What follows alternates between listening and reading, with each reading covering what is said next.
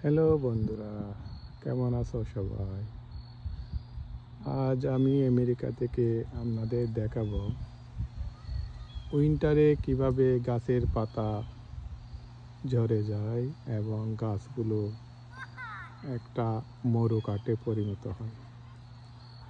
দেখেন, এই গাছটার পাতাগুলো এখন একদম হলুদ হয়ে গেছে।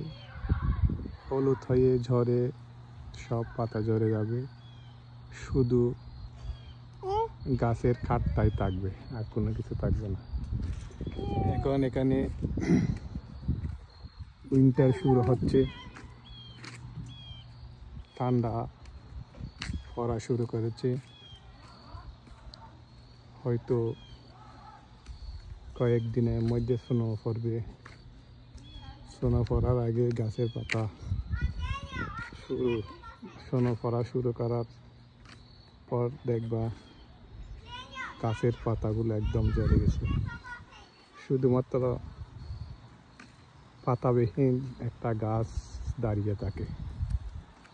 আপনাদেরকে আজকে আমি সেই সিনারিটা দেখাবো, আমেরিকাতে শীতকালের কি অবস্থা হয়। দেখেন, এই গাছটার পাতা একদম হলুদ হয়ে যাচ্ছে, আস্তে আস্তে সব পাতা ঝরে যাবে। শুরু হয়েছে গাছের পাতা ঝরা। দেখেন নিচে কিভাবে হলুদ হয়ে আছে। এই এই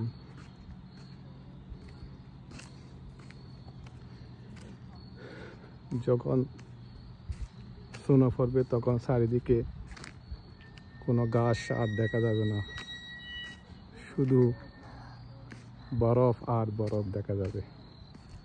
তখন এখানে আর হাঁটা যায় না, বাহিরে বের হওয়া যায় না। এখানে সবচেয়ে উপযুক্ত সময় হচ্ছে সামার টাইম।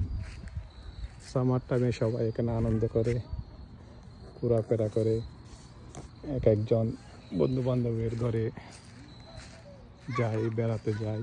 কিন্তু উইন্টার যখন আসে তখন আর কারো কাছে যাওয়া যায় না, কারণ সব দিকে শুধু বরফ আর বরফ। স্নো পরে সব দিকে ঠান্ডা হয়ে যায়, যেন এক একটা স্নোর পাহাড়ে পরিণত হয়। এই যে কত সুন্দর দৃশ্য, তখন বরফে একদম ঢাকা থাকবে।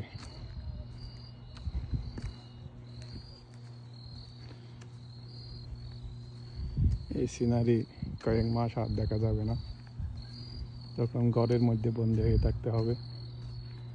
শুধু জরুরি কাজ ছাড়া কেউ বের হয় না।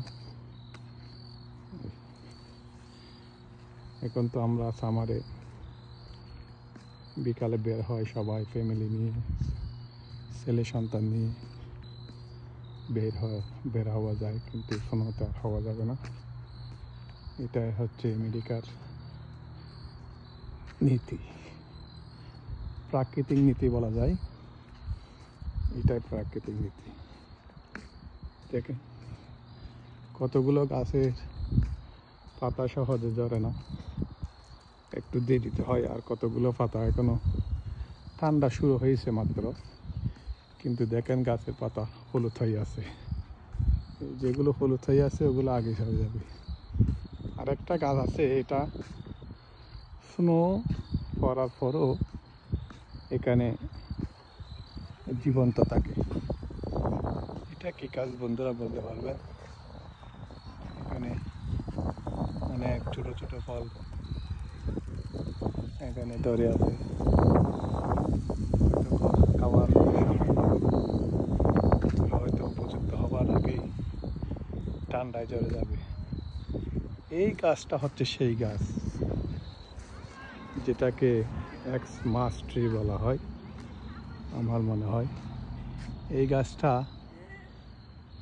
কোনো দিন মরে না, গাছের পাতা ঝরে না, এর জীবনটা অনেক শক্ত। এই গাছ স্নো পড়ার পরেও শত শত স্নো পড়লেও এটা জীবন্ত থাকে, একটা পাতাও ঝরবে না। এটাই আজকে আপনাকে জানালাম। যখন স্নো পড়া শুরু করবে তখন একটা ভিডিওর মাধ্যমে আপনাদেরকে আমি আমাদের আমেরিকার প্রাকৃতিক যে ঋতু পরিবর্তন হয় সেই ঋতু পরিবর্তনের কাহিনী আপনাদের জানাবো। ওকে, আল্লাহ হাফেজ, ধন্যবাদ।